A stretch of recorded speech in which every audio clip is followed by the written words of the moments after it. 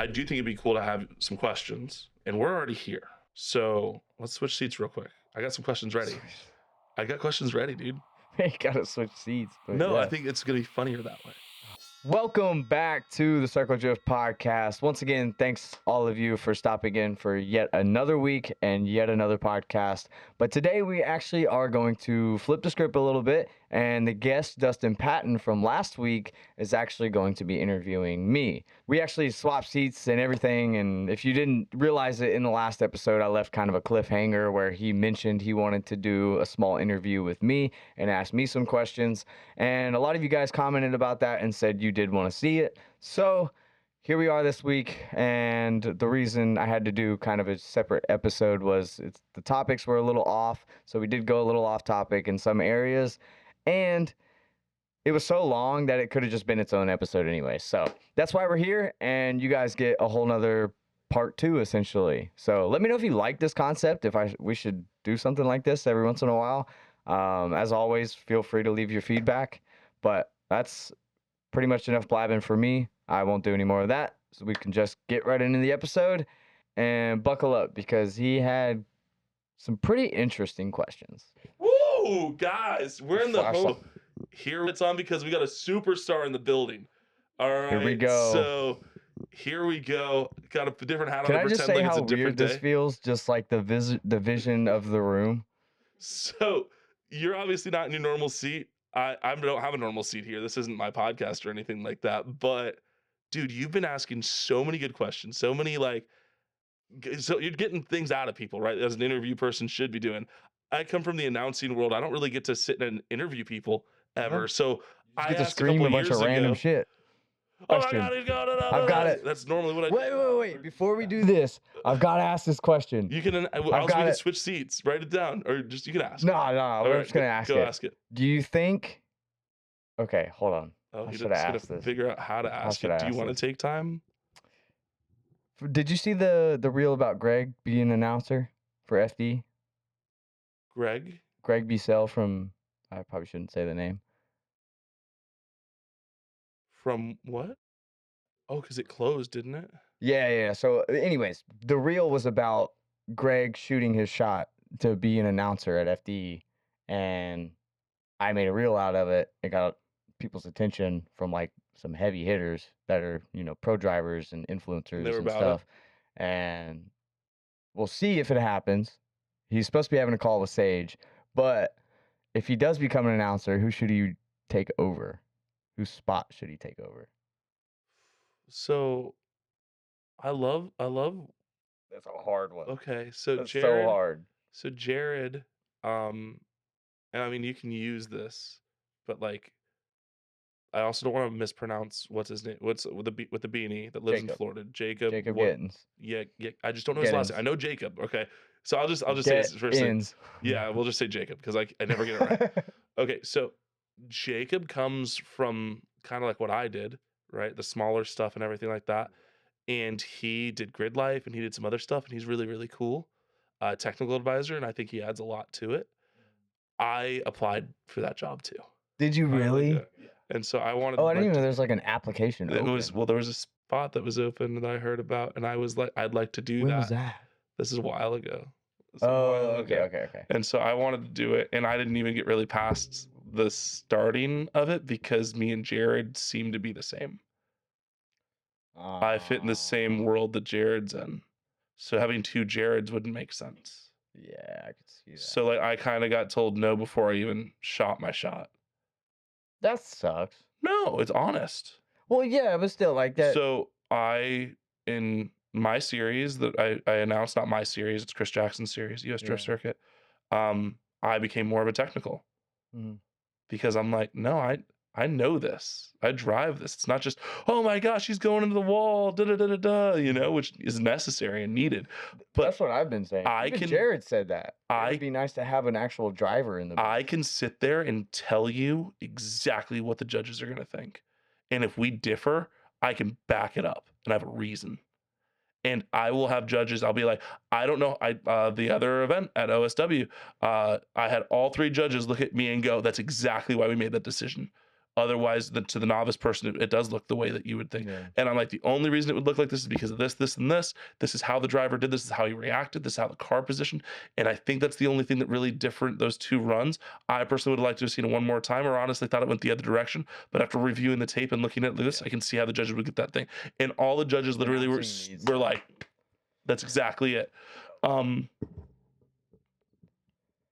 If you want my honest opinion of what I think needs to happen for Formula Drift announcing, it needs Jared to run his send it and run his stuff separate from announcing.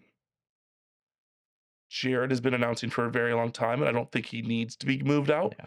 If you are making change for what I think might be the best of it, I think Jared has so many other things he does, and he can come guest or be a third sometimes, or interject with, an interview or pre-recording or something to fill time slot. But I think so many people would be so hurt that have only heard "let's send it, here we go," and his phrases and stuff. Josh is the newer guy to the scene. I think he did a phenomenal job. Yeah. I don't think he has the weight that Jared does, but Josh does a lot of stuff with the podcast and the after reviews and the technical stuff and all that, and has a driver point of view. He drives. He doesn't drive as much as like people competing. Yeah. But he goes to OSW. He has a car. Jared doesn't do that from what I understand, but Jared's been doing this such a long time, he understands. Well, there's also I always forget his name. Who's the prospect? The other prospect? Was it Matt? Matt Sopa. There's also Sopa as well. That's an announcer too. So but he only does this prospect. I think that pulling up from prospect would be the smartest thing to do. Pull up from prospect, treat it like a feeder, and bring a pro-am guy like myself or the guys over at Hot Pits or the East 10. This is my vibe right here. This is what I think. I think Jared and Jacob need to do solely pro. And then Sopa and Greg gets his taste in prospect for this year. I think there needs to be someone that's an actual driver within the booth. There has to be. I think that's a massive bridge that is not being connected for people that don't know enough about drifting. It's a massive bridge, but what I run into is it sounds like you're talking about yourself a lot. Really? So okay. If I say from my experience as a driver to add credibility, if I was to do XYZ, or I have done XYZ and this is how it came out, so from learning from that, it's this. You do that more than once in an event. But do you think you just take away the from my experience part? You just speak on it? But if it's someone's first time listening to it, where's your credibility? What's the reason? I don't think you need the fact that you were in the announcer position for FD for us it's not. For the people that have that are new to drifting, they don't really know. Yeah, that's exactly what they need. When was the last time you listened to a start to finish FD round announcing? It's never. Never, I've right? never watched it. How often do you hear the same thing when you do watch clips? Jared saying the same thing, the same points being put out. You skip right past it, right? Yeah. But we have to assume a new viewer is watching it. Every stream needs to be individually digestible for all levels. Yeah, absolutely. So he has to repeat himself. He has to give his credibility. There's a big problem in FD right now where they're not being able to keep those people. So it's once we get them from that initial clip or whatever it is of them saying the same things over and over again, then they go away because it's like, okay, he's just saying the same shit. It's all repetitive now. It's all like, you're not actually teaching me. You need attachment to the drivers, and I think the storytelling needs to be better for the drivers in the first place. I think that we should have pre-show. Okay, 5-second pitch. Okay, which is what I was kind of getting into. Let's fix how I think the live stream should go for any series. Okay, your main announcers, if you have multiple series, let's use FD as an example. Jared and Josh, they run that announcing, right? They don't worry about prospect, huh? Jake, oh my gosh, this is my problem with names. Sorry. Yeah. Jacob and Jared, okay, announce pro. Okay. When they're not with pro, they're interviewing the pro drivers, they're getting the information, they're shooting clips, they're shooting sound bites, they're shooting information about the cars and stuff like that. And it needs to be sitting there for when goes down. We're not just watching the same commercials where this person's car broke. This is what was happening this morning. Boom. Hey, so this morning we got this going on. Why is the transmission out? Oh, we're having this issue. It's been an issue this whole event. We're not sure what's happened. We're working on it. Maybe that's the issue that we're going into. We're in the pits now again with Lorraine, and she's got the live review. Just it builds the story start to finish. And the other guys, whoever they are with the prospect guys. So what getting the information, announcing that. Have you tried this in a different event situation? Why you realize it? I just think storytelling is super important. And when I watch motocross, they have backup shots and stories on why things are that way.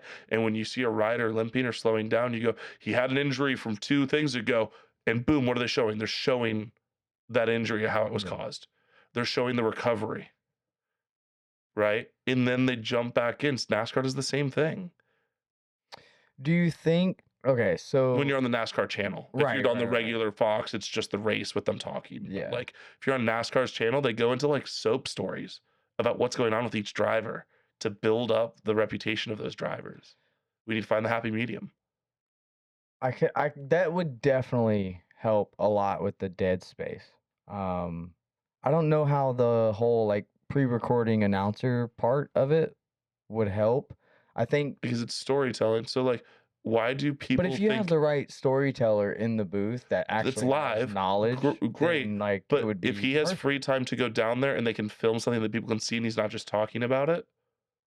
Yeah. Okay. So you're not saying this instead of like having a driver announcer. No, we're still having a driver. You're saying okay. Yeah, Sorry, no. that's where I got it mixed up. No. What I'm saying is Dustin has a broken foot.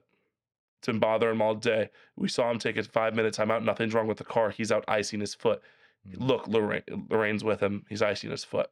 Here's the interview we had this morning about talking about it. Yeah, I was dumb and I jumped off. People just want problems. But they want the story behind it. They want to understand. Yeah, I was dumb and I was at a house party and I jumped off a roof into a pool. And like an idiot, it was 2 days before this event. I actually did this, by the way, for Clutch Kickers. I sprained my ankle. And it really started bothering me. It just really worked up. That's all. We'll get back out there. We're good. Yeah. And boom, now we know what's going on. And all right, now we're on to the next battle. It's going to be Josiah coming up and going against blah, blah, blah, whoever. Yeah. So I think that'd be cool. Bring the anticipation. Bring the anticipation. So we're going to jump back, though. Yeah. And this is now we switched spots and everything. Yeah, we switched spots, okay? Super excited to have you in the chair, buddy. We're switching places today. Oh God. So you were saying it's super weird being over on that side? Absolutely. Everything looks off. It looks backwards. Off. That's funny. So I'm going to pull up notes because I actually thought about this a little bit beforehand. And I really would like to have some points. Hold on. I'm going to find it. Actually wrote, you planned this. I sort of did. I think things through. I just got to find it now. Where did I put it? You're making rookie mistakes here, bud. You know what? We could be talking and I could just like go from there. But yeah, these are the moments where you have to like fill in the extra and no, you gotta I know. make sure that. And I can do that, but I genuinely am concerned I didn't save it. And they were such good points because I was driving. Okay. So it's the 29th. We're good. We're Gucci. I got my notes. Gucci pickles in the house. Okay. Cool. So anyways, just to kind of like let people know, because I don't think you prefaced yourself like we were just talking about with announcers. Tell me just the 5-second interview for you. If you were to say, nobody knows who you are, let us know any driving experience you have, builds, who you are, what you do, what you're passionate about. Like a quick rundown. I know. But like if you were just to do a resume real quick and 5-second elevator pitch. Well, washed up baseball player that couldn't make the first dream happen. Okay. Turned drifter. Okay. That now made a career out of doing the exact opposite of what I'm comfortable with. And I don't even get to drive anymore. Oh no. So yeah, that's my life. To everybody. Yeah. Happens to everybody, right? So with talking about driving, one of my questions was going to be, what event am I going to see you drive at? Because I feel like I haven't seen you in a minute. What are you trying to hit this year? Any event at this point. Okay. I can't keep any of my cars running. That's the problem. Okay. So if we were to write down on the whiteboard, what's a dream event that you want to hit this year? Well, to drive, I would obviously be something like Drift Appalachia or Final Bout. Okay. But Drift Appalachia is a different one. Have you ever experienced any type of real toge run? Dude, I want to do it so bad. It is, dude. I want to do it so bad. There's so many. When we're done, try and drive their layout that they made, the recent one, and tell me it's not one of the hardest togue runs you've ever driven on the sim. I'm excited. I did a ride along at Drift Appalachian. It was the scariest ride of my entire life. I don't get scared. Good. When people say they get in a car, like in the passenger seat, and they get freaked the fuck out, that doesn't exist to me. So, dude, Drift but then like I was like, we're gonna die. Like this is the closest to death I've ever been in a drift car. 100%. And you were like, I want to do this. I want to be in the driver's seat. Oh yeah, well, to an extent. I don't personally think my skill level is there yet. Okay, so do you think you're ready for final bout? Well, no, I don't have a team, so like. Okay, yeah. So that would even take a lot more practice. What's something that we can put on the board? That's a different type of tandem. That would happen this year. Well, none, because the cars probably won't run right. Oh, you don't think you can make something happen in a full year? You got 11 months left this year. No, just truthfully, that's honest. I don't have enough time on my schedule. I do everything. She does this. She does the video switcher, and she helps me like schedule stuff. So then let's take a step back. If you could restart, same finances that you've dumped into this hobby on every level, okay? I give it to you in a bag. You're able to use it however you want. Everything goes away that you have, but you have all the knowledge. How would you do it? What would you do? What would you do different? Would you do it all the same? Or what would you do with that big pile of money? You wouldn't do that swap. You wouldn't like do the car. We talked about that earlier. Do the swap. You'd do the swap, but you'd keep a VQ car.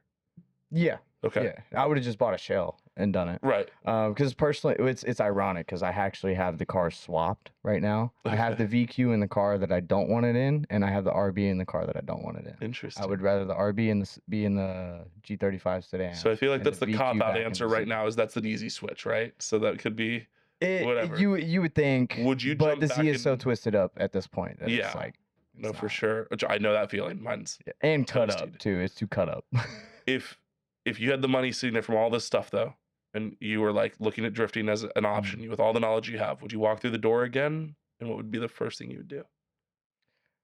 Walk through the door. Just to preface, walk through the door is like going back into drifting. The podcast side of things, or podcast driver, or do you go? I would focus more on being a driver. Okay. Not that like. I love this, and I love talking to people because this has gotten me out of my comfort zone more than anything on the planet. But I've also had to put driving aside for 3 years, pretty much. So, like, yes, I took the car out a couple of times, but it also never worked. So, like, I was always fighting the car every lap. And, like, it was just blowing money and stressing me out taking the car out than it was actually driving it. So, if you could redo it, you would just have a reliable car? Commit to driving more? I would focus on having a car that works rather than trying to dump every ounce, every dollar, everything I have into just this side of it. Right. I mean, it's worked out though.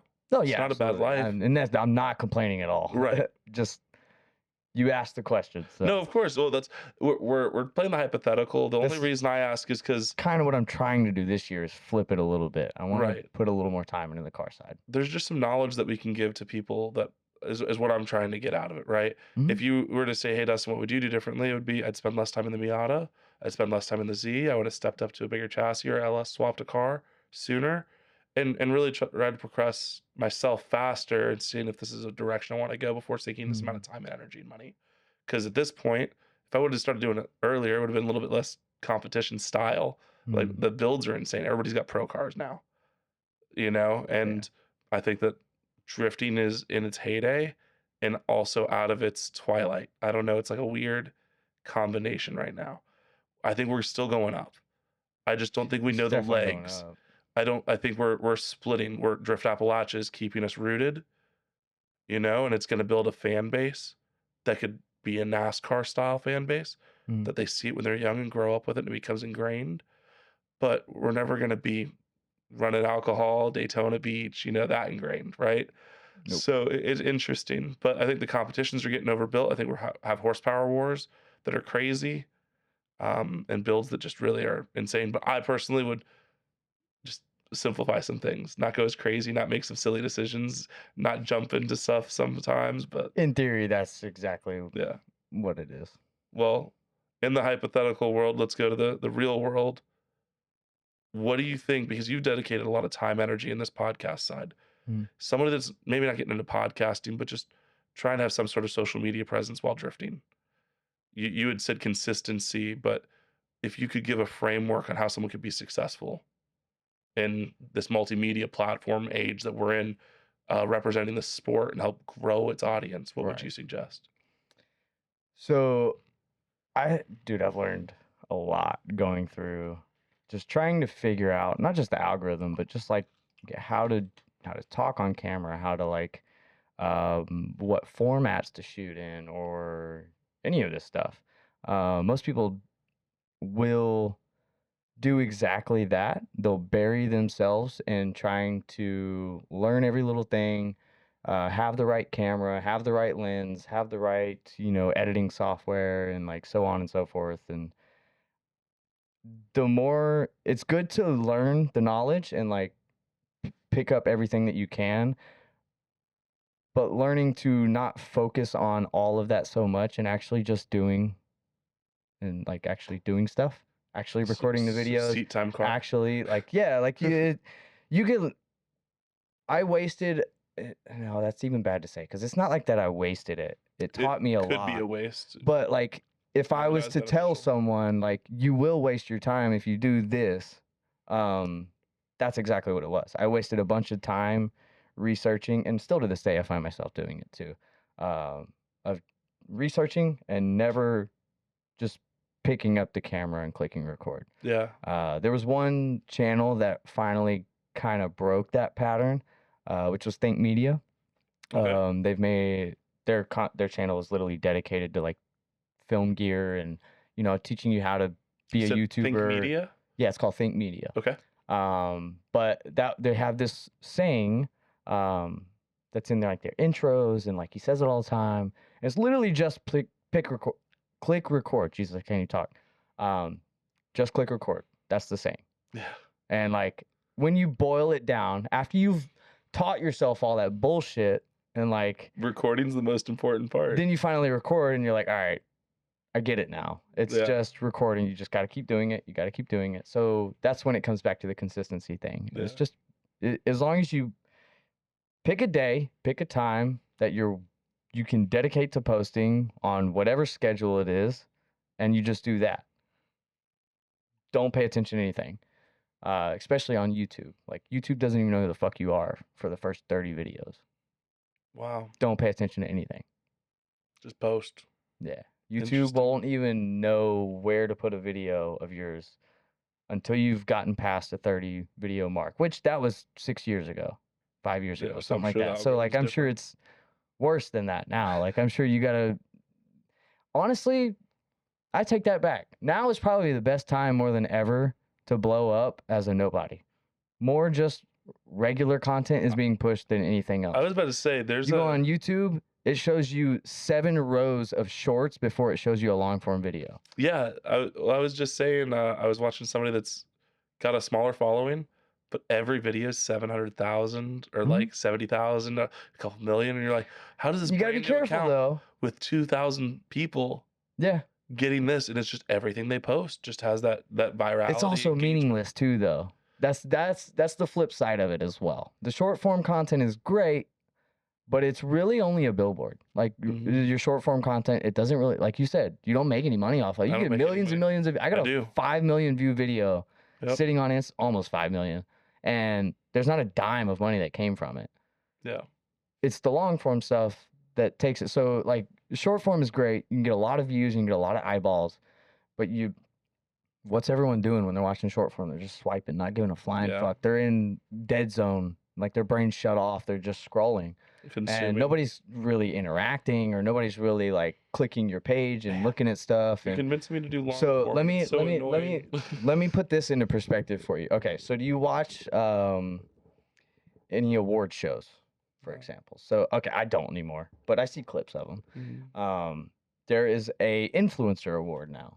There's awards for specifically influencers, social media, and it's really interesting to see. So, if a YouTuber goes up there, say someone like Logan Paul, super famous, like bunch of people know him, bunch of idiots would scream for him as soon as he goes on stage. Cool. He goes up, you get a crowd cheering, cool.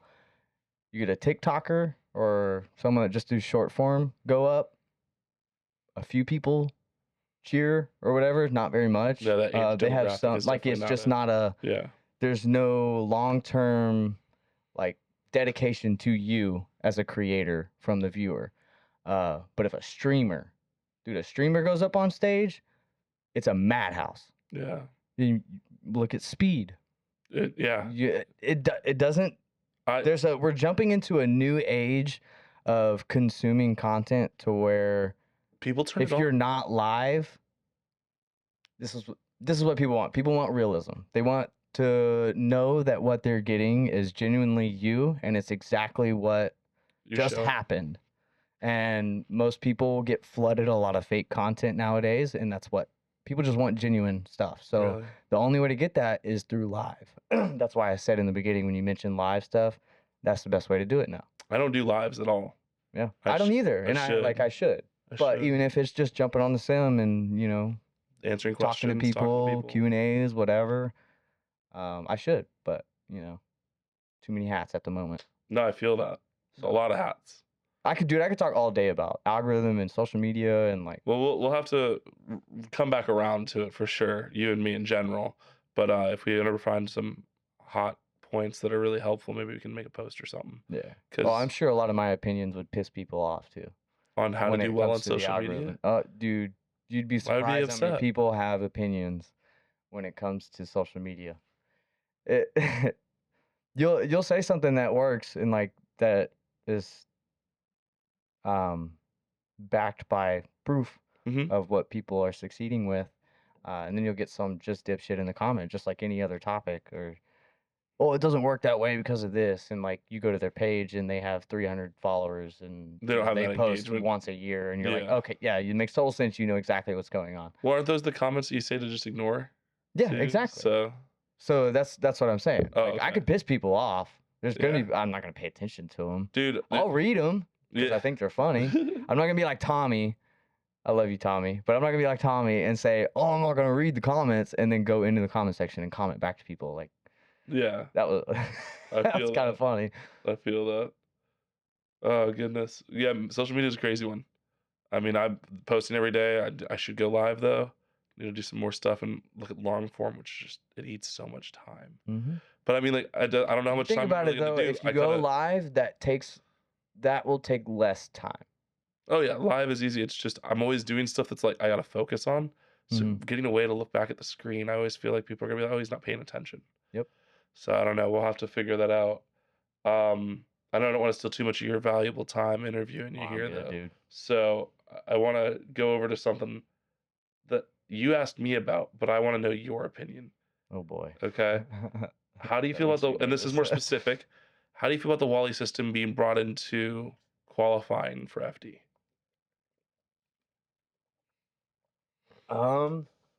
So help me. So I talked about this a little bit with Sage, actually. He didn't give me the full scope of it at the time, but give me what is the exact use? Because I read it, the form of what you're talking about, the announcement they made. Yeah. I didn't fully go all the way through it at the time. So is it solely going to be used during qualifying? Is that the only thing being used? That's what I think the idea is. Okay. So that was my understanding of it. Yep, that's how I read it. I don't agree. Okay.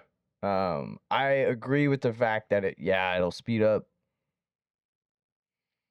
the qualifying process, and I think if they're gonna integrate it, qualifying is the way to integrate it as a sole proprieting judgment. However, I think it's going to cause a lot of problems this year. Okay. Or at least I expect it to. Well, it's something different, so obviously it's gonna ruffle feathers no matter what. Realistically the only reason why. Okay. I think whatever algorithm gets put into it is not going to be agreed upon across the entire board of drivers. So therefore, there's some hotheads in FD. Yeah. You get to see the pretty side of them. There are some major hotheads, which is fine. It's competitive. So There are.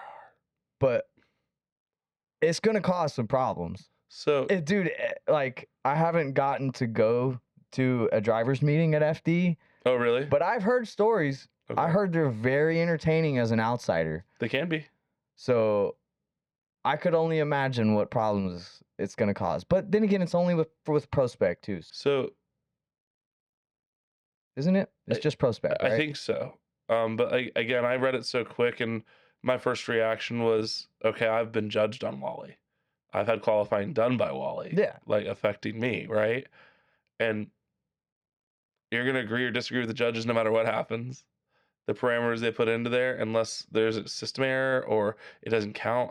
It's frustrating when a run doesn't calculate properly or doesn't count and you only get one run now. That's frustrating. You know, oh, the machine didn't work. There's hiccups, right? But it's rare. You know, it's imperfect system. It's new, but they're getting better. And the Aussie guys, they're phenomenal. They're super chill, super great guys. Love hanging out with them. But in my honest opinion, I think that it's something that is a good measuring point to make things standard, right? I just don't. Because that's been something I've asked a lot. It's like, because almost if you could do the skateboarding aspect of it, of like this trick equates to this number, and like you can calculate everything up. Kind of. Cars work in different ways. Most skateboards are relatively the same that you're going to be all skating on. So you can't really do it. And most judged sports, you physically can't. There has to be the opinionated aspect to it, which is never going to go away. And that's the problem where you're going to run into with most true drifters. Like, there is a balance of like money versus real drivers that happens in all professional sports, even at the pro-am level and all that stuff. Like, you have people that have money. They may not necessarily be a diehard car guy or drift person, but they can build a car and they can go drive. So the people that are hardcore about drifting and all of that side I don't think they're going to be very happy with it. Okay. I think the people that are there with brochure money and like they're there to build the tool does the job, the trophy comes home, they're going to fucking love it. Because it's like I'll bring up Taylor Hull. Okay. Since you drive with him a lot. Taylor Hull could be he is a phenomenal driver. He is. He plays way too much by the book. And he would be the one that would absolutely love that style of judging. Wait, so hold on. You just said Taylor Hall plays by the book? Somebody that's too much by the book. Oh, okay. I was gonna say, because I mean, that's a hot take. I know it's Taylor Hall plays too much by the book. I'm not saying you don't or do. I'm just saying I know what people say about Taylor Hall. That's all. I'm not even talking bad. Like, he knows he's done it, and so. For example, back when he was in FD, and before the rule got taken away of as soon as you get contact, if you just pull off track, you're fine. It's not your fault.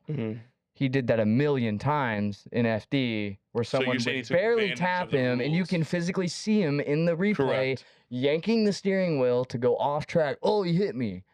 So like that's my definition of playing too much by the book. Okay, so that makes much more sense because I was spirit of the rules versus following the letter of the rules. He's finding the empty holes. So this is devil's advocate, okay? Yeah. And you already knew my take because I just talked about it when we just switched seats earlier. Most people don't agree with me. I took my hit, drove through it, and I was penalized. That is insane. If I would have spun, I would have gotten the win. I lost that battle because I didn't spin. Yes, but I also think that's where it becomes a judgment. He's there to win. So this is devil's advocate of it. He's there to win. Yeah. And he has the maturity to let his ego be like, I know I'm a good driver. I don't need to prove I'm a good driver. They just touched me. I can take this win. But that's when you come out of the spirit of drifting. That's a competitor. Everybody's there for themselves. But I think drifting holds to we've been so separate, and we have this nature of being kind to each other. Yeah, we have a great, because we've separated ourselves from that aspect of our competing ecosystem's against each other. phenomenal. Yeah, we're very, very nice. Yeah. And like, I seriously, I'm not trying to talk bad about Taylor Holt too. Like, he was just the example. No, There's I plenty get of other it. drivers. That becomes the point. Do you want to get booed on your way home with a trophy and a check and a sponsorship deal, or do you want to lose? I'd rather earn the check respectfully and rightfully by out-driving someone, and that's not the way to do it.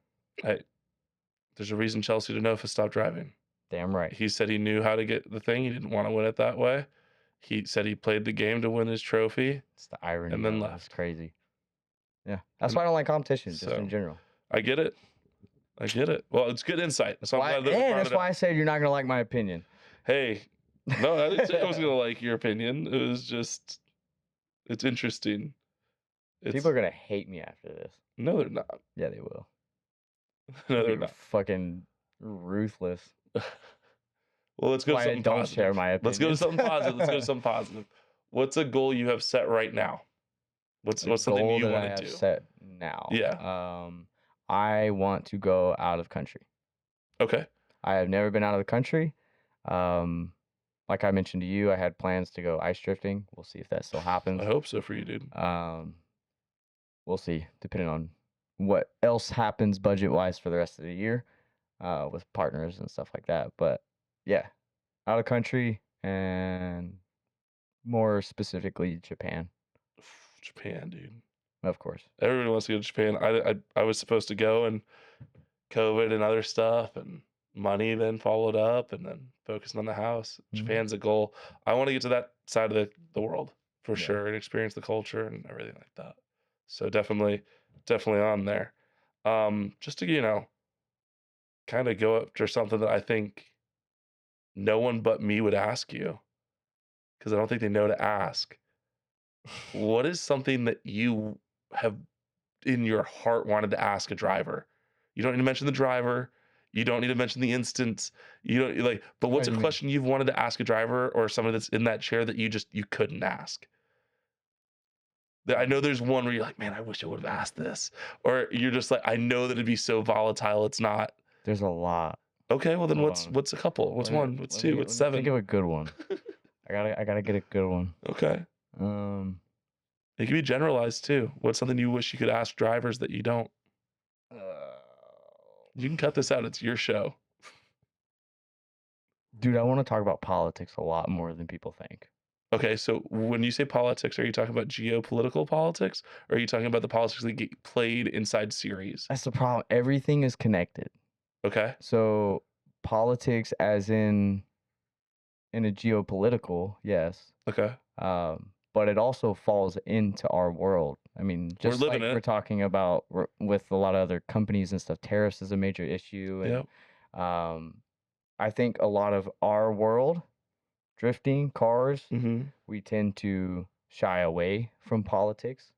And whether that be because we don't understand it, or like it's just annoying, or, we're just don't give a fuck. Or they're super worried about whatever. I think people should care a little bit more. I think you should be a little bit more knowledgeable on what's actually happening in the world, how it relates to drifting, what you love, why your parts become way more expensive, why tires are 10 times more expensive. Right. Why the tariffs are actually even happening, because yes, although it sucks, it is kind of a fucking good thing.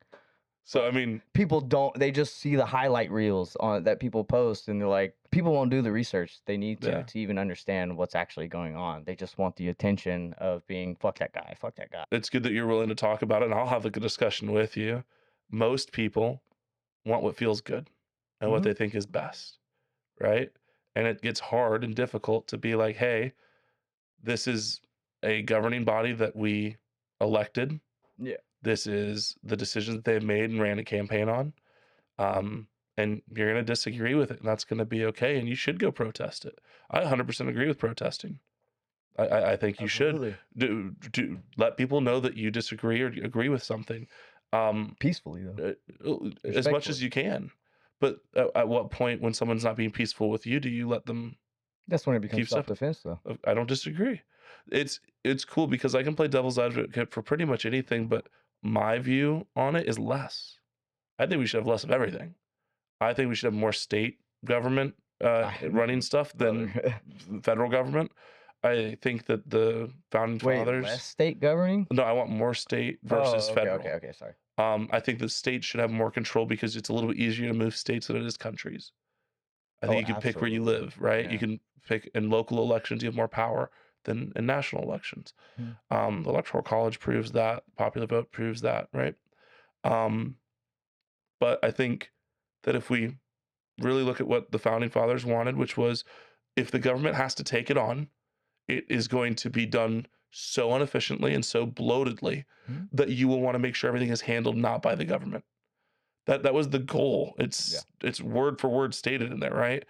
And here we are handing more and more over to a position of power, which has overlaps what it should. The president has more power than they should. Yeah, it doesn't matter what political office is holding. Exactly why I brought that up, because more people nowadays are opting out of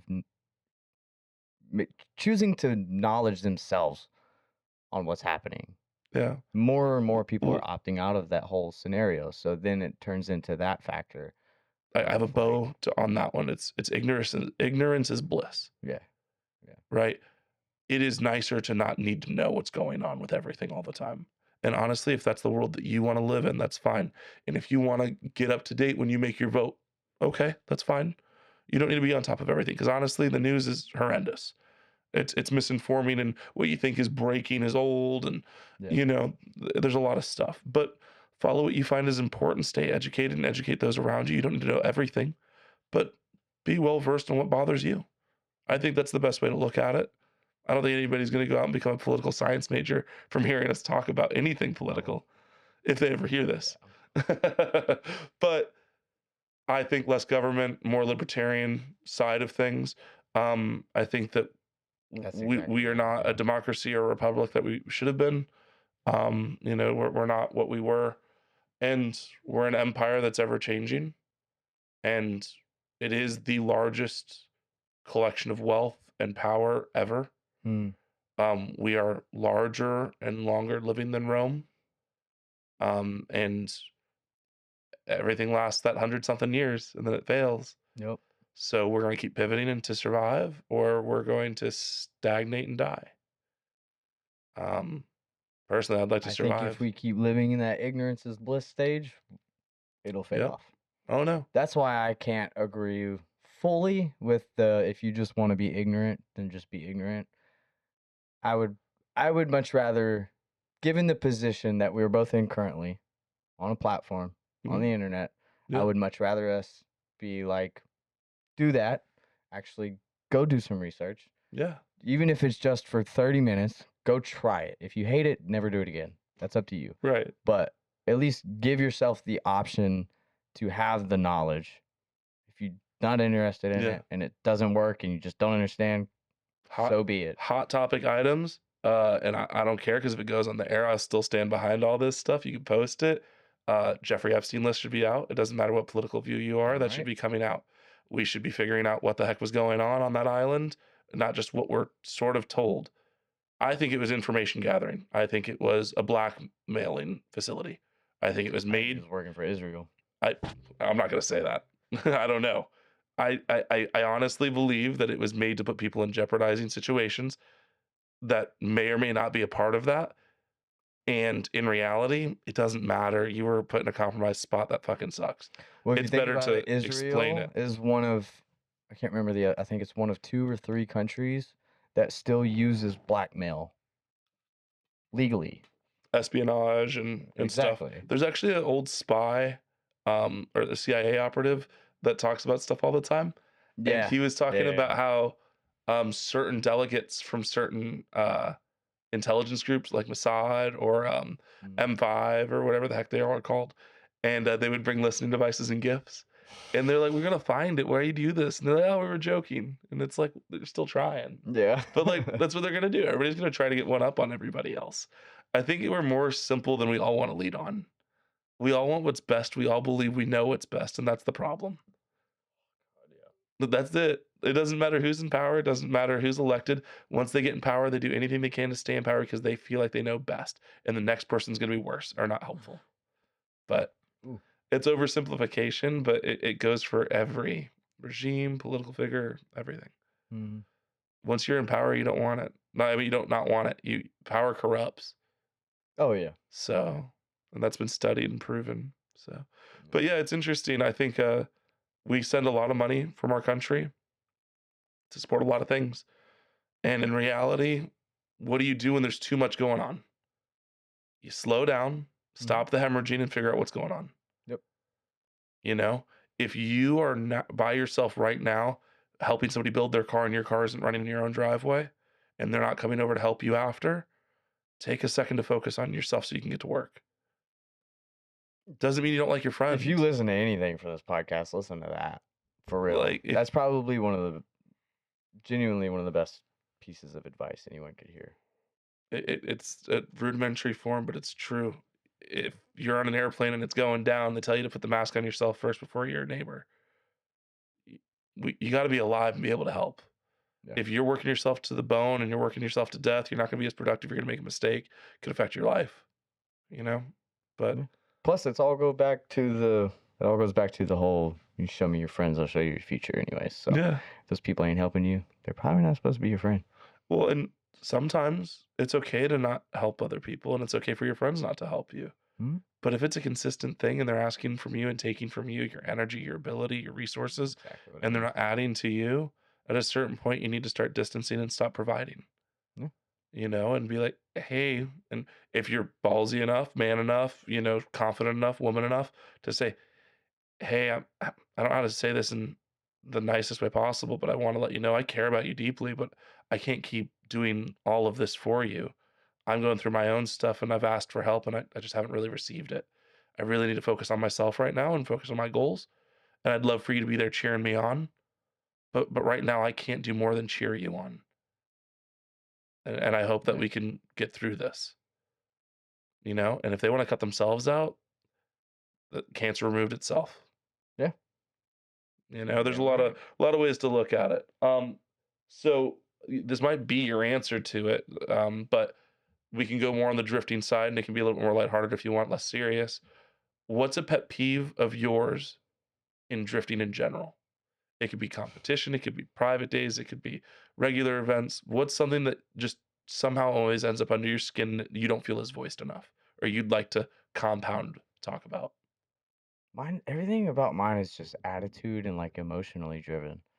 That's okay. There was I'm not gonna say where, what event, or who, whatever. You know exactly what I'm about to bring up. Okay. There's this instance where, let me put this into perspective. Actually, I'm pitted here. Very influential person. Okay. Pitted right next to me. Was there a car in between that?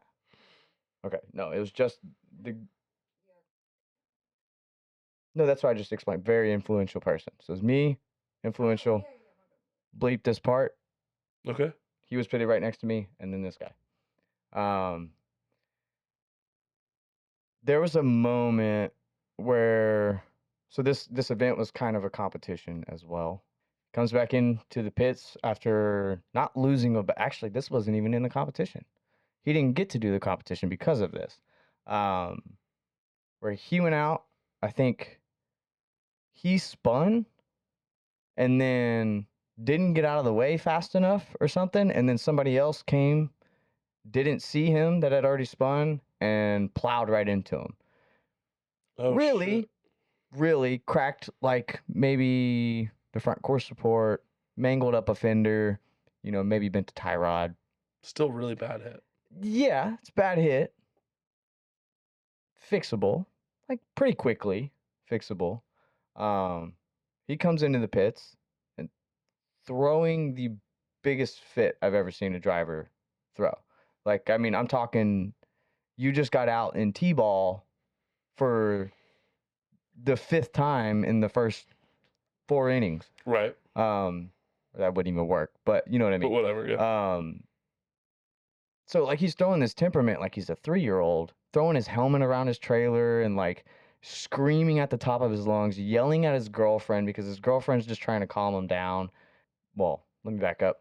The dude that hit him came over, respectfully just tried to apologize, say he's sorry, he really didn't mean to, he totally didn't see him there, so on and so forth, just trying to do what his part and saying sorry for the whole good on that driver for coming and doing that, because they don't always do that. Yeah. And did not even listen to a word he was saying, and he immediately just started cussing the dude out, jumping down his throat, getting fucking pissed at him, and like, I'm sitting there the whole time, just like my blood's boiling just watching this shit. Right. Because like, I was that kid playing baseball. Like, I've gone into the dugout, thrown my fucking helmet, cussed at the coach, cussed at everyone else. And like, now that I'm older, like, you realize you look like a fucking idiot when you do that. Yeah. Dude, I was blown away. Like, so just because of how he reacted, anyone should have. Yeah, no, not at all. Like, this is drifting. You sign up to destroy your car. Yeah, that's part of it. It does suck when it happens, though. I know it sucks. I got ran into 4 times. I've completely totaled my car and totaled someone else's C5 Corvette that he just started driving for the first event. Oof. I felt horrible. Yeah. But like, as soon as I did it, I pulled it back in the pits and I went and sat in my truck, bleeped that part, and I calmed down. And then me and him talked and we cut it up, and I was back down on the track drinking a beer, having fun, and like cheering on the homies as they're driving by. Oh, dude, trust me, it's hard with the emotions sometimes. I just don't. I'll never comprehend it. We are all adults. We all spend our own adult money on the hobbies that we love. This is stupid. Why are you getting mad at the outcome that is destined to happen? That's what I just don't understand. Yeah, it wasn't the best accident, like the best way to wreck, but like, dude, my eyes look like I'm about to cry, but it's because I'm allergic to cats. So if you're seeing my eyes be teary, there's cats here. Sorry about that. No, it's okay. It happened earlier, and like I just got another like hit of it, and I'm like, oh, my eyes don't look like I'm crying. We can see we got some allergy medicine. Yeah, no, it's okay. So that's a fun pet peeve. People not holding it together. You know, that's one thing that I always direct my anger, if I have any, which I normally don't ever have any, where it belongs. You know, it's normally at myself or a situation. That was no one's real control, but I can be frustrated, you know? And what sucks is like being able to vent it the best way possible is always hard. Yeah. Right? But I mean, like, the people crash into me for no reason. Had somebody sat on top of me. Track, though. Like, that's what. Yeah. No, I get dude, I spent a whole 3 years building a car just for the whole first year for it to never work. Like, I'm coming off track cussing at my own car. Oh, yeah. And, like, that makes me more mad than I would much rather someone just hit me and, like, taking me out that day. Yeah. Than my own car just constantly failing and I can't ever get a single lap. So it's just pathetic to me. There's so many. You are in someone's dream scenario. Shut the fuck up. Yeah. That's simple. No, 100%. I get that. Well, on a more fun thing, more of a Cosmo girly question. What's your favorite color? No, I'm just joking. Technically blue, but you wouldn't be able to tell by everything else in my life. Because it's purple? Well, my car's purple. The podcast is red. The G's going to be bleep that. No, it's okay. I think my car's going to be blue. Fuck yeah. I don't know. Do it for me then. Blue and chrome, like a lot of chrome, and like animal style build. Like ragged fucking hardcore hot boy. That's the goal. That's what I want. I want people to go, damn, that shit fucks. Well, I want people to go look at my car and be like, homeboy put that together. It's gonna be hard with a 370Z. I don't give a fuck what your opinion is. Pet peeve of mine. No, I'm just joking. No, it's fine. I think the 370Z can look pretty hard. I have a 326 wing that I'm putting on it. There's just no good body kit out for it right now. Well, it's gonna have the same body kit everybody else has. Looks good as the Vertex. Origin, they came out with a decent. Yeah, but like partial Origin kit looks good. Yes. But yeah, so I mean, we're gonna run the KBD kit. All right, we're gonna run a 326 wing, a real wing, carbon fiber hood that's getting a huge hole cut into it with its fins for the Hellcat supercharger to stick out of. Run a drag wing. Run a drag wing, bro. No, I want a 326 wing. Fucking drag wing. No. Polish that thing, dude. That would be hilarious. No, wrong. Talk about hot boy. Wrong. 326 wing is hot boy as fuck. On a 370Z, it helps break up that back line a lot. I don't like the way they look on any of the, either the 350 or 370. The shape of the wing doesn't fit the bubbliness of the body to me. Well, that's why the 370Z has harsher lines. Yeah. And I think it fits better and it kind of forces it into that more, especially when you run the Nismo body kit and you build it with more angular, harder angled stuff, and you do a livery design that helps. Maybe. I don't know. Well, hopefully the livery would be it's the make or break touch that would make or break. So it's the make or break for it for sure. And I hope that when you see it, you go, I want a video. I hope so too. Dude, I want you to be like, hey, I thought this car was gonna be trash, but look at this, and just boop, it's right there, and you're like, look at this. And just I'm gonna run the throw it on the SP screen. little. It's not a duck wing because I hate the duck wings. But it's that same shape. It's just flat. It keeps the trunk flat. Yeah, so I have the Stillen wing. Flat. So it kind of looks like a drag wing, but it's not the big middle. That's what I have on my Z, because I was like, I really feel like it needs to not come up into this duck tail, but I feel like this is where it was at, and Stillen made that wing, and I bought an OG original Stillen wing on mine. Yeah. So like, I always try to like go hard for the wings because they don't really get fucked up that much. I'm not a big chassis mount guy or like big wing person because I think that's kind of silly looking in my book. But most cars look good without a wing, just in general. They can. Shaved rear with no emblems, no wing. But then you look around and you look at that FD, you know, and you're like, I don't know. Yeah, does that wing help it? You're right there. You know, it's right there. Yeah. But yeah, so there's a lot of stuff with it. The question I was going to ask that wasn't your favorite color. It was going to be genre of music or that one song that always hits when you're about to lock in for either working on your car or getting in the driver's seat. I listen to sad music, like sad boy music. Whether it be, Hello Darkness, punk rock or metal, or I don't really listen to much like rap or hip hop. So right now I'm listening to My Tears Don't Fall, They Crash Around Me radio. So like I'm right there with you. All right. Like, so hold on. We can why is there no service in this goddamn hellhole? Dude, I gotta piss again. Dude, you might wanna I'm gonna put it under the door while he's taking a piss and just start singing it to him. Let me go do that real quick. Hold on. You heard it here first. Circle of Drift hates rap, and if you like rap, he hates you. Dustin's actually not allowed on the podcast anymore. He's been officially kicked off. So anyways, what's conspiracy theory you deeply believe in? Oh my God. It's actually a question that I have, but I didn't know it was going to go down that dark of a hole. I'll ask without laughing. Conspiracy theory. Yeah. So outside of drifting, what's a conspiracy theory that you like to have a beer and talk about on the bonfire about? What's something that you like try to make people believe or you full-heartedly believe? We're going to the moon in a couple weeks again, supposedly. I don't give a fuck about that. Okay, I was just saying. The pyramids are hiding shit, dude. The pyramids are hiding shit. The pyramids consume so much of my. You have no idea. I'm so ready. You have no fucking idea how much the pyramids consume my life. They consume your life. You know when that meme went around, or people like a girlfriend would go up to their boyfriend and be like, "How much do you think about the Roman Empire on a daily basis?" Every day. And they would be like, "Every day." Duh. Yeah. That's you and pyramids.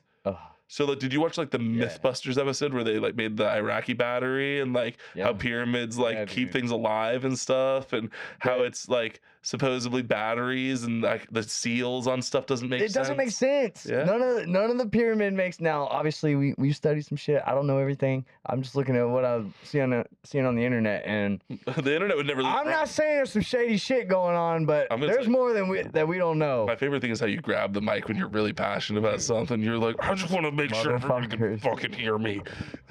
Of course I have. So at this point, I mean, let's just start diving in then on the pyramids real quick. Is it how they were made, or is it what they were made for? Do you think that we can make them? Let's start there. No. So you don't think we can make them the way it is currently, like the like those size of bricks? Fuck no. Okay. If they were simply just, I mean, it would take us forever if we were. Well, so like it took us forever, right? I don't think we understand fully of what all is composed of they're not showing us. Egypt hides majority of the information revolving around the pyramids. Which is true, because there's the one guy, the archaeologist that's in charge of the museums in Cairo and stuff like that, and he stops a lot of exploration when they found the new shaft, and they started saying that the Sphinx was a lot older than they wanted to talk about, and how it had a larger head, and it was probably more closely related to a different deity. Like, look at it. And then they were like, yeah. And so did you know there's 2 Sphinxes? There's not just one? Yes. Yeah. So it's right there parallel. Like they used bricks from it and stuff to build one of the pyramids, and like you could see the outline of where it would have been, and they were the entrances to the one pyramid that got all those capstones put over it. I could talk about this forever. Yeah, dude, I'm down. It's way older. So like there's a lot of information there. I feel like just like when you're a parent, and this is how I explain conspiracy theories to people that are like, oh, I don't believe in any of them. First off, I can't believe you trust the government. That's crazy. But parents, right?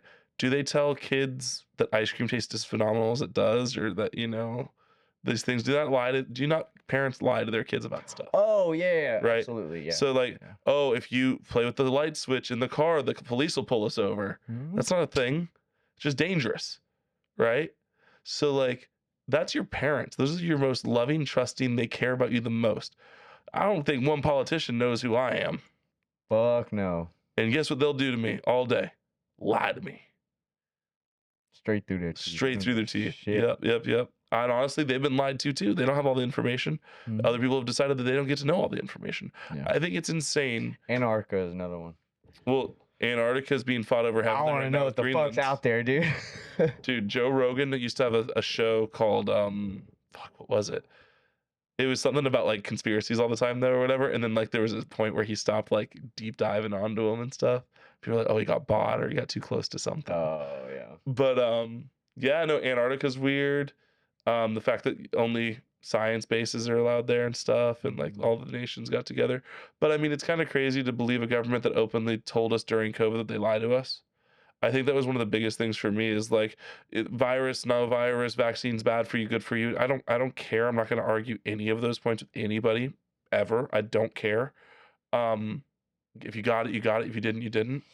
But the government openly told us that, yeah, aliens are real. We lied about Roswell. We gaslit everybody that knew things were real, and we made them seem crazy to everybody else. That's how we'd get away with this.